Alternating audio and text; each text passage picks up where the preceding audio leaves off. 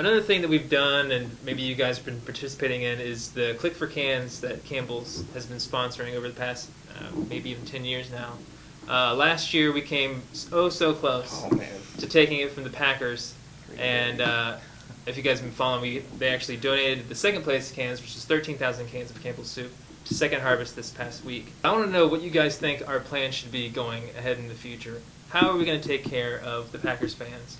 You know, we need to go ahead and institute like a whole initiative to get this Click for Cans thing won. What do you guys think about that? I think it's awesome. I think it's wonderful that 13,000 cans were donated. Those Packers, they beat us every year. They got some sort of program running, and anybody that's been clicking, we all know. Man, I stood up 2 nights in a row just clicking,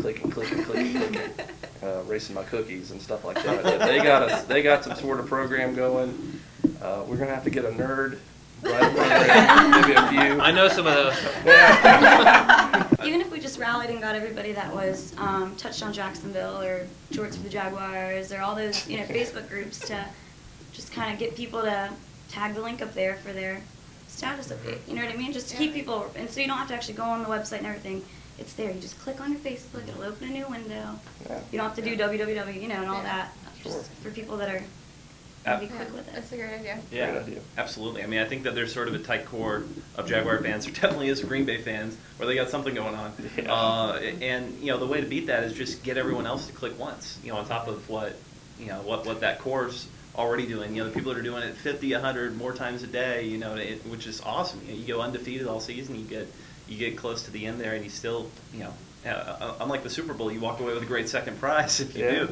But still, it'd be nice to take that top one. So. If I got to stand on the side of 95 with a sign, hold up a sign, I will do that. Hey, that shows how strong our fan base is. We got good, true fans in Jacksonville, and we're up and coming, so Absolutely. I feel good about this year. We can get it done. What does it mean to you to be a Jaguar fan? Oh, it's great. I mean, I love it. A lot of people say, how can you be a Jaguar fan? It's all in your heart. You got to believe. I mean, you're a fan or you ain't a fan. Win or lose, you still got to be the fan of your team. Good days are ahead. I promise you that. I mean, I feel like we're gonna have a good year this year, and all them people that talked trash 2 or 3 years ago, I will be coming for you. Donna, what about you? What does it mean to you to be a Jaguar fan?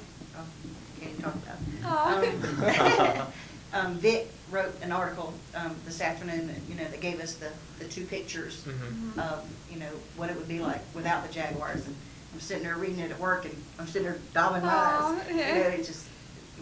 It just we have to realize this is what we have to do. I mean, if we're going to keep our team, and the people that are not Jaguar fans, even they don't realize the effect that the Jaguars have and the money that is donated to charities and to kids in this community.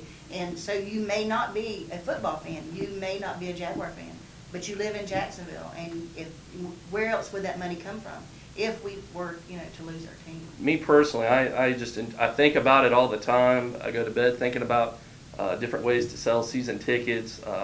I genuinely appreciate the openness with the players now. I'm very proud and honored that Mr. Weaver and Mrs. Weaver are our owners, and the amount of charity they do in the community, the economic impact that the Jaguars have on our city. Nobody really knows Jacksonville until we got the team. Now everybody knows Jacksonville. And when you're luring jobs and things like that over here, it is such a gem to have in your community, an NFL franchise. Sarah, what about you? For me, it's all about pride. I just love on Sundays everybody that is just so excited for Jacksonville and for the Jaguars, and just the vibe that you get on Sundays and everything like that. Just everybody walking around so excited, yelling "Go Jaguars!" Some foul little phrases towards the Dolphins here and there, that kind of stuff. It's a lot of fun. But Steelers too. The who? Won't even get into the Colts. But it's just really cool. I was out a couple weeks ago, and I ran into somebody who had recently moved here, and I have a big Jaguar decal on my car, and he mentioned something about it. He was like, "Oh, Jaguars," and I was like, "Really?" I was like, "Don't say that to somebody that has a big Jaguar sticker, And he was like, "No, you know what though? Just moved here, and honestly, the Jaguars, regardless of the blackouts, regardless of your records," he was like, "honestly, you guys are the most passionate fans ever." He's like, "Everywhere I go, there's Jaguar fans, and they're hooting and hollering, or they're just so amped on the Jaguars, and I made me really happy. I was like, good. I'm glad from an outsider's perspective, you do see, you know, how happy we are to have the Jaguars here and to support them and to go to the games and everything. Sure. Totally. Yeah, that's a great point.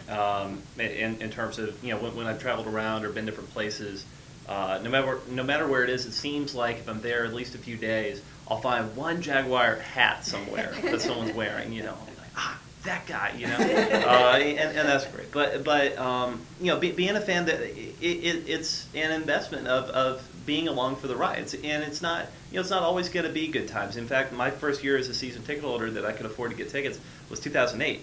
And you know, I thought about it in the off season. I still didn't have that much money. Yeah, do I really want to do that again? And I thought, you know, there's no way that I can let, you know, that be the only season that I own tickets. So, you know, and last year was incredibly rewarding for that reason, to watch this young team start to grow and watch what Gene Smith and Jack Del Rio put together in this sort of new core of Jaguars for the future to come together. And it's just going to get better this year as those rookies become, you know, sophomores now, and they move in, they know more about the league, and the new rookie class comes in, and they start to help. It really is, as Vic says, you know, a team on the rise, and that's, you know, that's something that's so cool to watch throughout that whole process, preseason to the very last game. Well, that's a perfect segue for my next question. So now we can talk more about the actual team. Give me some opinions on who you think maybe the Jaguars MVP is going to be. Maurice Jones-Drew.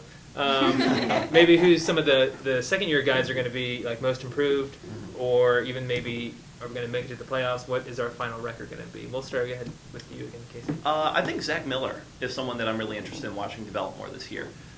He didn't get to play a lot last season. I think it was an ankle early in the season. So he'll be coming in, and some of the younger receivers as well. I think Mike Walker will have another year. MJD goes unset. I mean, that just, that is what it is. You know, we don't even need to go there. Alu, being able to see him on the field, and just the revamped defensive line overall is going to be fantastic, because, you know, the Jaguars have always been, you know, a defensively minded team at its core. So it'll be nice to see the teal curtain sort of reemerge at this point and see what we can do there.